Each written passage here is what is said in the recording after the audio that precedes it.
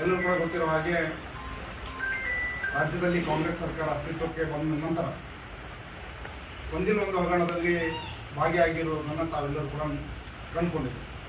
ಆ ನಿಟ್ಟಿನಲ್ಲಿ ಬಹಳ ಪ್ರಮುಖವಾಗಿರುವಂಥ 2-3 ಹಗರಣಗಳು, ಅದರಲ್ಲಿ ವಾಲ್ಮೀಕಿ ಅಭಿವೃದ್ಧಿ ನಿಗಮದಲ್ಲಾದಂಥ ಏನು 185 ಕೋಟಿ ಖಜಾನೆಯಿಂದ 87 ಕೋಟಿ ಏನು ಖಜಾನೆಯಿಂದಲೇ ಲೂಟಿ ಮಾಡುವಂಥ ಕೆಲಸವನ್ನು ಈ ಸರ್ಕಾರ ಮಾಡಿದೆ. ಆ ಸಂದರ್ಭದಲ್ಲಿ ಇವತ್ತು ಆಗಿನ ಮಂತ್ರಿಗಳಾಗಿರುವಂಥ ನಿಗಮದ ಮಂತ್ರಿ ಅಲ್ಲಿ ಸಚಿವಾಲಯದ ಮಂತ್ರಿಗಳಾಗಿರುವಂಥ ಬಿ ನಾಗೇಂದ್ರ ಅವರ ರಾಜೀನಾಮೆಯನ್ನು ಕೂಡ ತೆಗೆದುಕೊಂಡರು. ಆ ಸಂದರ್ಭದಲ್ಲಿ ಭಾರತೀಯ ಜನತಾ ಪಕ್ಷ ರಾಜ್ಯಾದ್ಯಂತ ಹೋರಾಟವನ್ನು ಮಾಡ್ತು. ನಮ್ಮ ಜಿಲ್ಲೆಯಲ್ಲೂ ಕೂಡ ಮಾನ್ಯ ದೊಡ್ಡನಗೌಡರವರ ನೇತೃತ್ವದಲ್ಲಿ, ಜನಾರ್ದನ ರೆಡ್ಡಿ ಅವರು, ಹಾಲಪ್ಪಾಚಾರ್ ಅವರು, ನಮ್ಮ ಜಿಲ್ಲೆಯ ಎಲ್ಲ ಪ್ರಮುಖರ ನೇತೃತ್ವದಲ್ಲಿ ದೊಡ್ಡ ಪ್ರಮಾಣದಲ್ಲಿ ಒಂದು ಪ್ರತಿಭಟನೆಯನ್ನು ಮಾಡೋದ್ರ ಮೂಲಕ ಇವತ್ತು ಜಿಲ್ಲಾಧಿಕಾರಿಗಳ ಕಚೇರಿಯನ್ನು ಮುಗಿ ಹಾಕುವಂಥ ಕೆಲಸವನ್ನು ಕೂಡ ನಾವು ಮಾಡಿದ್ವಿ. ಅದೇ ರೀತಿ ಇನ್ನೊಂದು ಬಹುದೊಡ್ಡ ಹಗರಣ ಅಂದರೆ ಅದು ಮೂಡ ಹಗರಣ ಅಂತೇಳಿ ನಾವೆಲ್ಲರೂ ಕೂಡ ಕನ್ಸಿಡರ್ ಮಾಡಿದ್ದೇವೆ. ಆ ನಿಟ್ಟಿನಲ್ಲಿ ಸ್ವಯಂ ಸಿದ್ದರಾಮಯ್ಯನವರ ಕುಟುಂಬಸ್ಥರು ಆ ಹಗರಣದಲ್ಲಿ ಪಾಲ್ಗೊಳ್ಳೋದ್ರ ಮೂಲಕ ಇವತ್ತು ಈ ಹಗರಣದಲ್ಲಿ ಇವತ್ತು ಅವ್ರು ಪಾಲ್ಗೊಳ್ಳೋದ್ರ ಮೂಲಕ ಅವರ ನಾನು ಏನು ಹಗರಣ ಮಾಡಿಲ್ಲ, ನಾನು 40 ವರ್ಷದ ರಾಜಕೀಯ ಇತಿಹಾಸದಲ್ಲಿ ಒಂದು ಕಪ್ಪು ಚುಕ್ಕಿ ಅಲ್ಲದೆ ನಾನು ರಾಜಕಾರಣವನ್ನು ಮಾಡಿದ್ದೇನೆ ಅಂತೇಳಿ ಹೇಳ್ಕೊಂಡು ಬಂದಂಥವ್ರು ಇವತ್ತು ಅವರ ಅಸಲಿ ಮುಖ ಇವತ್ತು ಬಯಲಾಗಿದೆ. ಸ್ವತಃ ಸಿದ್ದರಾಮಯ್ಯನವರ ಪತ್ನಿ ನಾನು ಅವ್ರಿಗೆ ಕೊಟ್ಟಂಥ 14 ಸೈಟ್ಗಳನ್ನು ನಾನು ಹಿಂದಿರುಗಿಸ್ತೇನೆ ಅನ್ನುವಂಥದ್ದನ್ನು ಹೇಳಿರೋದು ನೋಡಿದರೆ ಬಹುಶಃ ಅವರ ಪಾತ್ರ ಬಹಳ ಮುಖ್ಯವಾಗಿದೆ. ಹಾಗಾಗಿ ನಮ್ಮೆಲ್ಲರ ಒತ್ತಾಯ ಇಷ್ಟೇ, ಈ ಹಿಂದೂ ಕೂಡ ಮೂಡ ಹಗರಣದ ವಿಷಯದಲ್ಲಿ ನಿರಂತರವಾಗಿ ಭಾರತೀಯ ಜನತಾ ಪಕ್ಷ ರಾಜ್ಯ ಮಟ್ಟದಲ್ಲೂ ಕೂಡ ಹೋರಾಟವನ್ನು ಮಾಡಿದೆ. ವಿಧಾನಸೌಧ ಮುತ್ತಿಗೆ ಹಾಕುವಂಥ ಕೆಲಸವನ್ನು ಮಾಡಲಾಗಿತ್ತು. ಅದ್ರ ಜೊತೆಗೆ ನಮ್ಮೆಲ್ಲ ಶಾಸಕರು ಕೂಡ ಗಾಂಧಿ ಪ್ರತಿಮೆ ಎದುರು ನಿರಂತರವಾಗಿ ಸದನದ ಹೊರಗಡೆ ಮತ್ತು ಸದನದ ಒಳಗೂ ಕೂಡ ಇವತ್ತು ಹಗಲು ರಾತ್ರಿ ಹೋರಾಟವನ್ನು ಮಾಡಿರೋದನ್ನ ಅಂದರೆ ಮೂಡ ಹಗರಣಕ್ಕೆ ಸಂಬಂಧಪಟ್ಟಂತೆ ಬಹುಕೋಟಿ ಹಗರಣ ಆಗಿದೆ ಮತ್ತು ಸಿದ್ದರಾಮಯ್ಯನವರು ತಮ್ಮ ಅಧಿಕಾರವನ್ನು ದುರ್ಬಳಕೆ ಮಾಡಿಕೊಂಡು ಇವತ್ತು ಮನೆಯವರಿಗೆ ಸ್ವಜನ ಪಕ್ಷಪಾತದಲ್ಲಿ ಇವತ್ತು ಮನೆಯವರಿಗೆ ಸೈಟ್ಗಳನ್ನು ಅಕ್ರಮವಾಗಿ ಸೈಟ್ಗಳನ್ನು ಹಂಚಿಕೆ ಮಾಡಿದ್ದಾರೆ ಅನ್ನುವಂಥ ಆರೋಪದ ಅಡಿಯಲ್ಲಿ ನಾವೆಲ್ಲರೂ ಕೂಡ ಹೋರಾಟವನ್ನು ಮಾಡಿದ್ವಿ. ಅದೇ ರೀತಿ ಇವತ್ತು ನಮ್ಮ ರಾಜ್ಯಾಧ್ಯಕ್ಷರಾಗಿರುವಂಥ BY ವಿಜೇಂದ್ರ ಅವರ ನೇತೃತ್ವದಲ್ಲಿ ಏನು ಬೆಂಗಳೂರಿಂದ ಮೈಸೂರುವರೆಗೂ ಕೂಡ 140ರಿಂದ 150 ಕಿಲೋಮೀಟರ್ ಪಾದಯಾತ್ರೆಯನ್ನು ಮಾಡೋದ್ರ ಮೂಲಕ ಇವತ್ತು ಒಂದು ಇತಿಹಾಸವನ್ನು ಭಾರತೀಯ ಜನತಾ ಪಾರ್ಟಿ ಇವತ್ತು ನಿರಂತರವಾಗಿ ಹೋರಾಟವನ್ನು ಮಾಡ್ಕೊಂಡು ಬಂದಿದೆ. ಮತ್ತು ಏನು ಮೈಸೂರು ಪಾದಯಾತ್ರೆ ಇದೆ ಅದು ಒಂದು ಐತಿಹಾಸಿಕ ಹೋರಾಟ.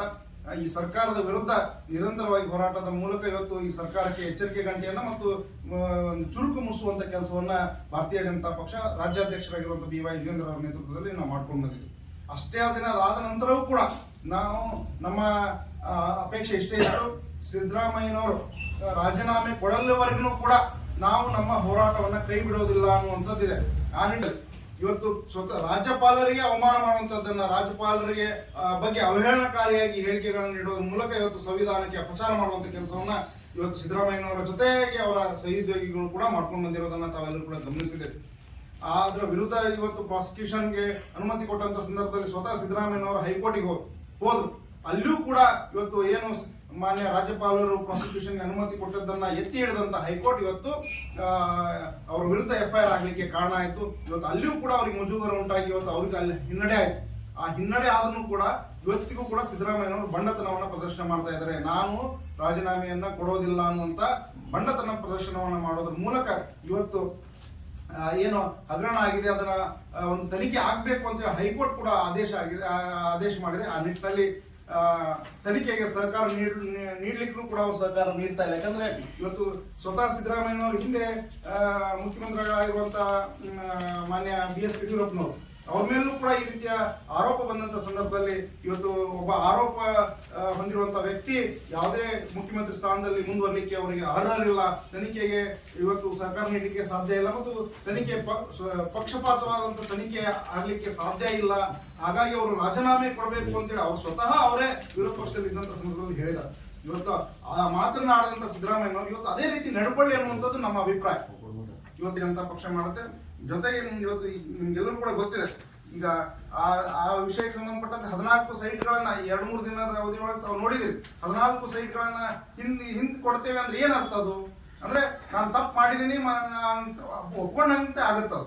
14 ಸೈಟ್ಗಳನ್ನು ಕೊಡೋದಂದ್ರೆ ವಾಪಸ್ ಕೊಡೋದಂದ್ರೆ ಏನು ನಾವು ತಪ್ಪು ಮಾಡಿದೀವಿ ಅನ್ನುವಂಥದ್ದನ್ನ ಸ್ವತಃ ಸಿದ್ದರಾಮಯ್ಯನವರು ಮತ್ತು ಅವರ ಕುಟುಂಬಸ್ಥರು ಒಪ್ಕೊಂಡಿದ್ದಾರೆ. ಆ ನಿಟ್ಟಿನಲ್ಲಿ ಇವತ್ತು ನಾವು ಕೇಳ್ಕೊಳ್ಳೋದಿಷ್ಟೇ, ನಿಮಗೆ ನೈತಿಕವಾಗಿ ಮುಖ್ಯಮಂತ್ರಿಯಾಗಿ ಮುಂದುವರಲಿಕ್ಕೆ ನೀವು ಅರ್ಹರಲ್ಲ ಇಲ್ಲ. ಹಾಗಾಗಿ ಶೀಘ್ರವಾಗಿ ನೀವು ರಾಜೀನಾಮೆಯನ್ನು ಕೊಡಬೇಕು ಮತ್ತು ತನಿಖೆಗೆ ಸಹಕಾರ ಮಾಡಬೇಕು. ಮತ್ತು ನಾವು ನಮ್ಮ ಒತ್ತಾಯ ಇಷ್ಟೇ, ಈಗ ಇಲ್ಲೇನು ನೀವು ಲೋಕಾಯುಕ್ತ ತನಿಖೆ ಆಗ್ತಾ ಇದೆ ಮತ್ತು ಹಿಂದೂ ಕೂಡ ನೀವು ಲೋಕಾಯುಕ್ತ ಅಧಿಕಾರವನ್ನು ಮುಟ್ಟಕ್ಕೆ ಹಾಕುವಂಥ ಕೆಲಸವನ್ನು ಕೂಡ ಹಿಂದೆ ನೀವು ಮಾಡಿದೆ. ಈಗಲೂ ಕೂಡ ನೀವು CBIಗೆ ಇವತ್ತು ಅವಕಾಶ, ನೇರವಾಗಿ ಅವಕಾಶ ಕೊಡೋದನ್ನು ಕೂಡ ನೀವು ನಿಮ್ಮ ಮಂತ್ರಿಮಂಡಲ ಕೊಪ್ಪಳ ಘಟಕ ಇವತ್ತು ಕೇಂದ್ರೀಕರ್ತಕ್ಕಂಥ ಸುದ್ದಿಗೋಷ್ಠಿಯಲ್ಲಿ ಈಗಾಗಲೇ ಹಲವಾರು ಮುಖ್ಯ ಅಂಶಗಳನ್ನು ಮಾನ್ಯ ನಮ್ಮ ಅಧ್ಯಕ್ಷ ಇರ್ತಕ್ಕಂಥ ನವೀನ ಮಾತಕ್ಕಂಥ ಸಂದರ್ಭದಲ್ಲಿ ಇವರೇ ಹೇಳಿದರು, ನಾನು ಸಿದ್ದರಾಮಯ್ಯನವರು ಕಾಂಗ್ರೆಸ್ ಸುಳ್ಳು ಮತ್ತು ನಮಗಿಂತ ಮುಂಚೆ ತಾವು ಕಾರ್ಯಕ್ರಮ ಮಾಡತಕ್ಕಂಥ ಕೆಲಸ ಆಯ್ತು. ಎಲ್ಲಿ ಹೋಗಿ ಎಲ್ಲ ಕಡೆ ಹೋಗಿ ನಾವೆಲ್ಲಿ ಹೋಗ್ತಾರಿಗಿಂತ ಮುಂಚೆ ಒಂದು ದಿವಸ ಅವ್ರು ಕಾರ್ಯಕ್ರಮ ಮಾಡ್ತಾ ಇದ್ವಿ. ಇವತ್ತು ಪ್ರಾಸಿಕ್ಯೂಷನ್ಗೆ ಅನುಮತಿ ಕೊಟ್ಟ ಮೇಲೆ ಒಬ್ಬ ರಾಜ್ಯಪಾಲರನ್ನ ಇಕ್ಕಾಮುಖ ಬೇಯತಕ್ಕಂಥ ಕೆಲಸ ನಿಮ್ಮಿಂದ ಆಯಿತು ಮತ್ತು ನಿಂದನೆ ಮಾಡಿ,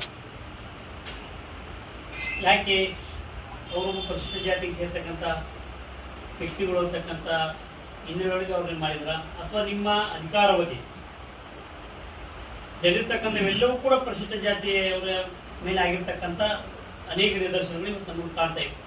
ಅವ್ರದ್ದಿರ್ಬೋದು ಮತ್ತು ಮೂಡಾದಲ್ಲಿ ಅದಕ್ಕಿಂತ ಒಂದು ಹೆಜ್ಜೆ ಮುಂದೆ ಹೋಗಿ ನೀವು FIR ದಾಖಲೆ ಮಾಡಿ. ಅದಕ್ಕಿಂತ ಮುಂಚೆ ಏನು ಹೇಳಿದ್ರು ನೀವು, ಕೋರ್ಟಿನ ಇದು ಬಂದ ಸಂದರ್ಭದಲ್ಲಿ ಇಲ್ಲ ನನ್ನ ಮೇಲೆ FIR ಎಲ್ಲಿ ಆಗಿಲ್ಲ, ಬರೀ ತನಿಖೆ ಮಾಡಂತ ಕೋರ್ಟ್ ಹೇಳೈತೆ ಅಂತ ಹೇಳಿದ್ರು. ಮಾರನೇ ದಿವಸ ಜನಪ್ರತಿನಿಧಿ ಕೋರ್ಟ್ FIR ಮಾಡ್ಬೋದು, ಅಗತ್ಯ ಬಿದ್ದರೆ ಬಂಧಿಸ್ಬೋದು ಅಂತ ಕೂಡ ಹೇಳಿದ್ದಾರೆ. ಈಗ ಏನು ಹೇಳ್ತೀರಿ, ಇಲ್ಲ ತನಿಖೆ ನಡೆಯಲ್ಲಿ ನಾನು ಯಾವುದೂ ತಪ್ಪು ಮಾಡಿಲ್ಲ ಅಂತಕ್ಕಂಥದ್ದು ಬಣ್ಣತರ ಪ್ರದರ್ಶನ ಮಾಡ್ತಾ ಇದ್ದೀರಿ. ಇದು ಸಾಲದು. ಇವತ್ತು ನೀವೇ ಆಡಿರ್ತಕ್ಕಂಥ ಮಾತು, ಹಿಂದೆ ಆಡಿರ್ತಕ್ಕಂಥ ಮಾತುಗಳು ನಮ್ಮ ಮಾಧ್ಯಮದ ಮಾಧ್ಯಮದವರು ದಿವಸ ತೋರಿಸ್ತಾ ಇದ್ದಾರೆ. ಏನು ಯಡಿಯೂರಪ್ಪರ ಪ್ರಕರಣ ಬಂದಾಗ ಯಾವ ರೀತಿ ತಾವು ನಡ್ಕೊಂಡ್ರಿ ಅಂತಕ್ಕಂಥದ್ದು ಇರ್ಬೋದು. ಹಾಗೆ ಬುಲೆಟ್ ವಾಚ್ ಬಂದಿರ್ತಕ್ಕಂಥ ಸಂದರ್ಭದಲ್ಲಿ ಅವಾಗಲೂ ಕೂಡ ನೀವು ವಾಪಸ್ ಕೊಡ್ತಿದ್ದನ್ನ ಅದನ್ನು ನೀವು ತಗೊಳೋದು ಮತ್ತು ಏನೋ ನಿಮ್ಮ ಮೇಲೆ ವಾಪಸ್ ಬಂದರೆ ಒಳಗೆ ಕೊಡೋದು, ಈ ಚಾಳಿ ಮುಂದುವರಿಸಿದ್ದೀರ ಅಂತ ಅಂದಾಗಾಯಿತು. ಅದ್ರ ಜೊತೆಗೆ ಹಿಂದೆನೇ ಕೂಡ ವಿಜೇಂದ್ರ ಅವ್ರಿಗೆ ಯಾವುದೇ ಒಂದು ಸೈಟ್ ಕೊಟ್ಟಂಥ ಸಂದರ್ಭದಲ್ಲಿ ಒಳಗೆ ಕೊಟ್ಬಿಟ್ರೆ ಕಳ್ಳ ತಪ್ಪಿಸಂಡಾಗುತ್ತಾ ಅಂತಕ್ಕಂಥ ಮಾತ್ರ ನೀವೇ ಕೇಳಿದ್ರಿ. ಈಗ ಹೇಳ್ತೀರಿ ಇಲ್ಲ ನಮ್ಮ ಪ್ರಕರಣಕ್ಕೂ ಅವ್ರ ಪ್ರಕರಣಕ್ಕೂ ಭಾಳ ವ್ಯತ್ಯಾಸ ಇದೆ ಅಂತೇಳಿ. ಯಾವುದೇ ಪ್ರಕರಣ ಎಲ್ಲ ಒಂದಲ್ಲ. ನಿಮ್ಮ ಮೇಲೆ ಬಂದಮೇಲೆ ಯಾರೇ ಜನಪ್ರತಿನಿಧಿಗಳ ಮೇಲೆ ಬಂದಮೇಲೆ ಯಾವುದೇ ಆಪಾದನೆ ಇರ್ಬೋದು, ಅದರಿಂದ ನಾವು ಮುಕ್ತರಾಗಬೇಕು ಅಂತ ಹೇಳಿದ್ರೆ ನಾವು ನಿಷ್ಪಕ್ಷಪಾತವಾಗಿ ತನಿಖೆ ನಡೀಬೇಕು ಅಥವಾ ಅದ್ರ ಮೇಲೆ ಯಾವುದೇ ತರನಾಗಿರ್ತಕ್ಕಂಥ ಪ್ರಭಾವ ಬೀರಬಾರ್ದು ಅಂತ ಹೇಳಿದ್ರೆ ನೀವು ರಾಜೀನಾಮೆ ಕೊಡಬೇಕು ಅಂತಕ್ಕಂಥ ಒತ್ತಾಯವನ್ನು ಮಾಡ್ತೇವೆ.